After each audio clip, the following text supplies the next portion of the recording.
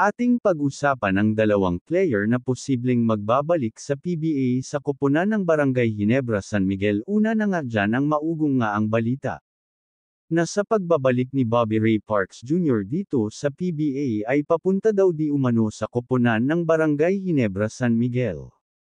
Yan nga matapos maglabas ng pahayag di umano na magtatanggal ng guard import ang Japan B-League.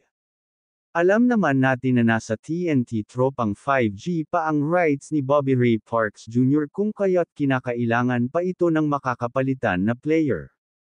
At dati nang sinabi ni Bobby Ray Parks Jr. na gusto niyang maglaro sa crowd favorite team na Barangay Ginebra bago pa ito magpa-draft sa PBA, at usap-usapan nga na si Jamie Malonzo ang magiging kapalitan nito papuntang Tropang 5G, pero yan ay hindi pa kumpirmado dahil hindi pa nga nakakabalik dito si Bobby Parks Jr. at hindi pa nakukuha ang pahayag tungkol sa pagbabalik PBA niya.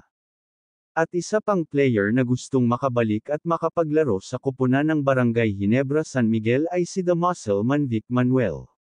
Matatandaan na sa naging pahayag niya sa tanong ng PBA Motovlog vlogger ay dito niya sinabi na gusto niyang makapaglaro sa koponan ng Barangay Ginebra.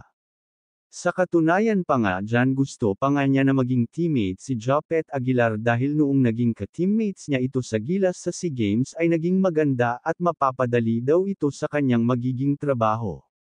At dahil dyan tila minensyon pa ni JJ Helterbrand na si Coach Tim Cone upang kuhanin ito dahil sa palagay niya kung kailangan nyo ng isang big man dahil na din sa pagkawala ni Christian Standardinger sa koponan ng Barangay Ginebra ay kailangan ng isang big man na pangbanggaan ay dito na daw kay The Muscle Man Vic Manuel.